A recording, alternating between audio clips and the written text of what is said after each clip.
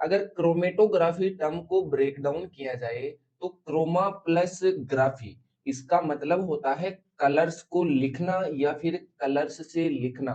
Initial stage में chromatography को जो प्लांट पिगमेंट्स होते हैं उनको सेपरेट करने के लिए डेवलप किया गया था, लेकिन फिलहाल इसका जो एरिया है वो बहुत ज्यादा ब्रॉड है, यानी कि इसको ब्लड के अंदर अल्कोहल लेवल को चेक करने के लिए भी क्रोमेटोग्राफी का यूज किया जाता है।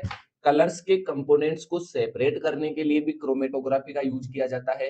एंड जो डीएनए आरएनए एंड प्रोटीन के मॉलिक्यूल्स हैं, यानी कि चार्ज्ड मॉलिक्यूल को उनके चार्ज के बेस पे भी अपन क्रोमेटोग्राफी से सेपरेट कर सकते हैं। यानी कि इसका निश ओनली पिगमेंट्स को सेपरेट करने के लिए ही नहीं है, वो एक इनिशियल डेवलपमेंट था क्रोमेटोग्राफी का। अभी इसका जो एरिया है वो बहुत ज्यादा ब्रॉड है। एंड यूनिवर्सिटी एग्जाम्स की बात करें तो अगर आप क्रोमेटोग्राफी नहीं पढ़कर जाते हैं तो यूनिट सेकंड के अंदर तो आपका 20 मार्क का क्वेश्चन स्किप हो जाएगा।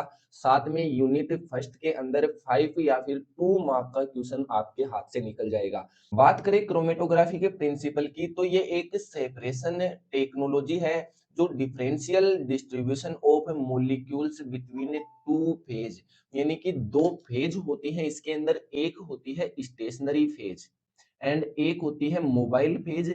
इन दोनों फेज का अपन यूज करके डिफरेंट मॉलिक्यूल्स को अलग अलग सेपरेट कर सकते हैं। स्टेशनरी जो फेज होती है वो एक जगह फिक्स होती है एंड मोबाइल फेज होती है उसके अंदर हमारा सोलवेंट या फिर सोल्यूट वगैरह होता है। एंड देन वो स्टेशनरी फेज से मूव करता है एंड उस मूवमेंट के दौरान मॉलिक्यूल्स का सेपरेशन होता है according to their affinity to water and the stationary phase. इसके अंदर जो सेपरेशन होता है वो डिफरेंट कंपाउंड्स हैं, वो ट्रेवल करते हैं डिफरेंट स्पीड से। मोबाइल फेज जो होती है वो स्टेशनरी फेज से होकर गुजरती है, तो उस टाइम पर कंपाउंड्स का जो ट्रेवल स्पीड होती है वो डिफरेंट डिफरेंट होती है। यानी कि जो हाई एफिनिटी रखेंगे सोलवेंट से वो जल्दी मूव कर जाएंगे, travel faster and have higher affinity to stationary phase, यानी कि स्टेशनरी फेज से जो ज्यादा एफिनिटी रखेंगे वो स्लो ट्रेवल करेंगे। मान लीजिए ये कोई स्टेशनरी फेज है क्रोमेटोग्राफी की, यहाँ पर अपन लोगों ने फिल्टर पेपर लगा कर रखा है स्टेशनरी फेज में, और यहाँ से अपन लोग सोलवेंट के अंदर डिप कर देते हैं इसको। एंड देन जैसे ही ये सोलवेंट मूव करेगा इस पेपर के ऊपर, तो जो एफिनिटी ज्यादा रखेंगे मॉलिक्यूल से इस सोलवेंट से वो तो फास्ट ट्रेवल करेंगे इस सोलवेंट के साथ में। एंड जो यहाँ पर स्टेशनरी फेज से ज्यादा एफिनिटी रखेंगे यानी कि इस पेपर से ज्यादा एफिनिटी रखेंगे वो स्लो ट्रेवल करेंगे। सबसे पहले बात करते हैं पेपर क्रोमेटोग्राफी। पेपर क्रोमेटोग्राफी सबसे सिंपल टेक्नोलॉजी है क्रोमेटोग्राफी के अंदर। यूज करते हैं एमिनो एसिड्स को सेपरेट करने के लिए, अलग अलग शुगर के मॉलिक्यूल्स को सेपरेट करने के लिए, एंड जो प्लांट पिगमेंट्स होते हैं उनको सेपरेट करने के लिए। ये सबसे सिंपल क्रोमेटोग्राफी है। स्टेशनरी फेज की बात करें इसके अंदर तो वाटर मॉलिक्यूल से bound to the cellulose fibre the filter paper, यहाँ पर एक फिल्टर पेपर लगा हुआ होता है जो सेल्यूलोज फाइबर का बना हुआ होता है। एंड इस तरीके से इस पेपर को यहाँ पर फिक्स कर दिया जाता है। एंड यहाँ पर सोलवेंट लेते हैं अपन लोग, सोलवेंट के अंदर ले सकते हैं अपन लोग वाटर के साथ में एथेनॉल या फिर एसीटोन। ये सोलवेंट वाटर के साथ में इस फिल्टर पेपर पर इजीली मूवमेंट कर सके इसलिए। एंड यहाँ पर क्या करते हैं, मार्क लगाया अपन लोगों ने इस फिल्टर पेपर पर, एंड देन यहाँ पर अपना सैंपल लोड कर दिया इस मार्क पे, एंड देन इस फिल्टर पेपर को इस सोलवेंट के अंदर डिप कर दिया यहां तक। एंड जैसे ही डिप करेंगे तो ये सोलवेंट मूव करेगा इस पेपर के ऊपर, एंड इस सोलवेंट के साथ में ये सैंपल के मॉलिक्यूल्स मूव करेंगे। तो जो ज्यादा मोबाइल फेज के साथ में एफिनिटी रखेंगे वो तो मूवमेंट करते जाएंगे फास्ट, एंड जो स्टेशनरी फेज यानी कि इस फिल्टर पेपर के साथ में ज्यादा एफिनिटी रखेंगे वो मॉलिक्यूल्स स्लो मूवमेंट करेंगे। तो यहाँ पर स्टेशनरी फेज हुआ ये सेल्यूलोज फाइबर का filter paper, and mobile phase के अंदर जो ये ऑर्गेनिक सोलवेंट है जो वाटर प्लस एथेनॉल या फिर एसीटोन से बना हुआ है ये है, ये फ्लो अप करता है पेपर के ऊपर बाय कैपिलरी एक्शन। कोई भी ऑब्जेक्ट होता है, उस ऑब्जेक्ट की वॉल के सहारे मॉलिक्यूल्स का मूवमेंट कैपिलरी एक्शन कहलाता है। एंड ये पार्टीशन क्रोमेटोग्राफी प्रिंसिपल पे काम करता है।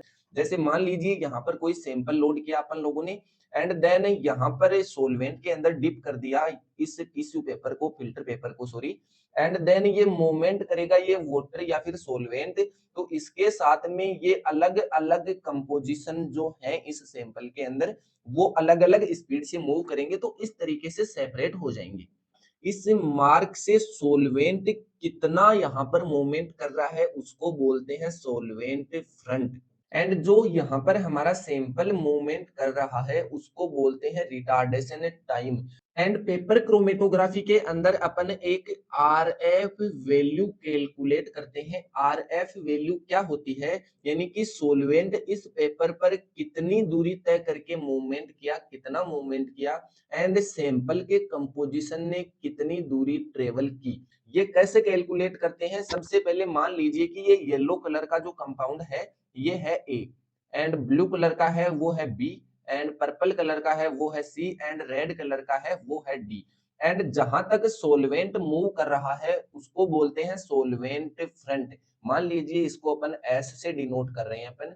तो सोलवेंट ने 10 सेंटीमीटर यहाँ पर ट्रेवल किया, एंड जो येलो कलर का कंपाउंड था उसने 8 सेंटीमीटर, और ऐसे करके इन कंपाउंड्स ने यहाँ पर ट्रेवल की डिस्टेंस। जिस कंपोनेंट का हमारे को आर एफ वैल्यू निकालना है उसको अपन लोग ऊपर लिखेंगे, एंड देन उसको डिवाइड करेंगे सोलवेंट फ्रंट से, यानी कि 10 से, तो इसका आर एफ निकल कर आएगा 0.8। ये है इसका रिटार्डेशन फैक्टर येलो कलर का। ये आपको ओनली पेपर क्रोमेटोग्राफी के अंदर पूछा जाता है। Thin layer chromatography, thin layer chromatography similar है पेपर क्रोमेटोग्राफी के, एंड उससे थोड़ा फास्ट रिजल्ट है एंड मोर एफिशिएंट है। यानी कि छोटे लेवल पर अगर बात करें मॉलिक्यूल्स की, तो अपन थिन लेयर क्रोमेटोग्राफी से सेपरेट कर सकते हैं। जैसे कि ड्रग्स के मॉलिक्यूल्स, इसके अंदर स्टेशनरी फेज होती है, वो पेपर क्रोमेटोग्राफी से थोड़ा सा डिफरेंट होती है। Thin layer of absorbent material जो कि सिलिका जेल और एल्यूमिना का बना हुआ होता है, एंड कोटेड ऑन ग्लास और प्लास्टिक प्लेट के ऊपर होता है। मोबाइल फेज है वही लिक्विड सोलवेंट होता है। एंड प्रिंसिपल की बात करें तो पोलर कंपाउंड से stick tightly to silica gel and move slowly, यानी कि जितने भी पोलर कंपाउंड्स होंगे वो सिलिका जेल से ज्यादा एफिनिटी रखेंगे एंड वो स्लो ट्रेवल करेंगे, एंड नॉन पोलर कंपाउंड्स होंगे वो यहाँ पर सोलवेंट से ज्यादा एफिनिटी रखेंगे एंड देन मूव रैपिडली। इसको सबसे पहले आयोडीन वेपर्स से स्टेन किया जाता है, एंड देन यूवी लाइट के मीडियम में इसको देखा जाता है। एप्लीकेशन है इसका कि प्योरिटी ऑफ ड्रग्स, किसी भी ड्रग्स के प्योरिटी के ऊपर अगर एनालाइज करना है तो थिन लेयर क्रोमेटोग्राफी करते हैं एंड फोरेंसिक साइंस के अंदर। थर्ड टाइप की क्रोमेटोग्राफी की तो वो है आयन एक्सचेंज क्रोमेटोग्राफी, शॉर्ट के अंदर आपको एग्जाम में पूछ लिया जाता है आईईसी।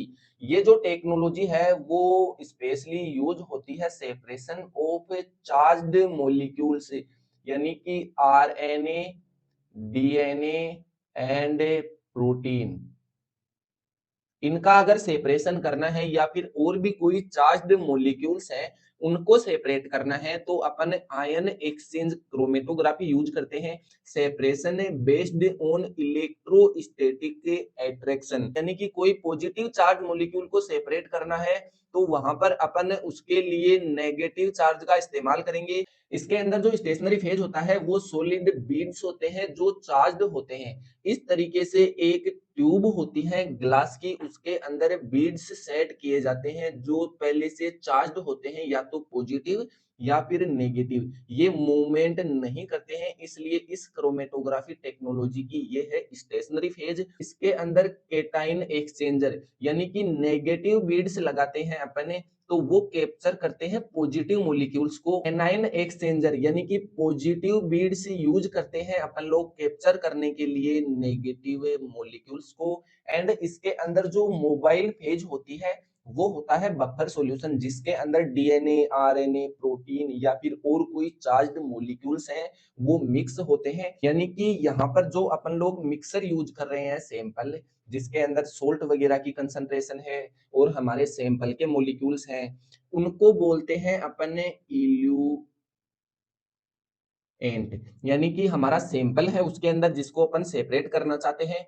एंड बफर सॉल्यूशन है, तो उसको बोलेंगे इल्यूएंट। एंड जैसे ही इस स्टेशनरी फेज से अपन इसको मूव करवाते हैं, तो जिसको अपन सेपरेट करना चाहते हैं वो हमारा डिजायर मोलिक्यूल, वो हमारा डिजायर मोलिक्यूल तो सेपरेट हो जाता है। एंड जो भी सॉल्यूशन, बफर सॉल्यूशन वगैरह बचता है जिसके अंदर हमारा सैंपल नहीं है, उसको बोलते हैं इल्यूएट। यानी कि इल्यूएट के अंदर हमारा डिजायर मॉलिक्यूल नहीं है जिसको सेपरेट करना चाहते थे, एंड इल्यूएंट के अंदर सैंपल प्लस बफर सॉल्यूशन ने both are mixed. Case chromatography, fourth number of chromatography technology, ये हाईली सेंसिटिव होती है ये टेक्नोलॉजी, एंड सेपरेट करती है वोलेटाइल कंपाउंड्स।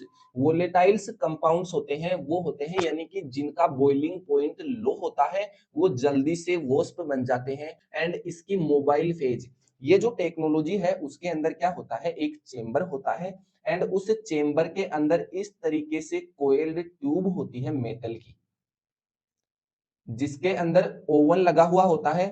एंड ये ओवन क्या करता है, इस ट्यूब को हीट प्रोवाइड करवाता है। तो मोबाइल फेज के अंदर हीलियम या फिर नाइट्रोजन गैस होती है, एंड स्टेशनरी फेज के अंदर microscopic layer of liquid polymer inside a long coiled metal tube. इस तरीके की मेटल ट्यूब होती है जो कोइल्ड होती है। एंड बात करें प्रिंसिपल की, यानी कि sample is vaporised and inject into the column, यानी कि इस कॉलम के अंदर सैंपल को इंजेक्ट कर दिया जाता है। सैंपल इंजेक्ट कर दिया यानी कि कोई ब्लड सैंपल इंजेक्ट कर दिया जिसके अंदर ज्यादा अल्कोहल है या फिर अल्कोहल की क्वांटिटी है, अल्कोहल का बॉइलिंग पॉइंट लो होता है, तो वो इस ट्यूब के अंदर वेपर बन जाता है, गैस स्टेज में आ जाता है। एंड जैसे ही नाइट्रोजन या फिर हीलियम गैस को रिलीज करेंगे, तो वो इस कॉलम से होकर मूव करेगी, एंड देन डिटेक्टर के पास पहुंचेगी। डिटेक्टर इसको डिटेक्ट करेगा कि कितनी क्वांटिटी के अंदर अल्कोहल है एंड कितनी क्वांटिटी के अंदर हीलियम एंड नाइट्रोजन है।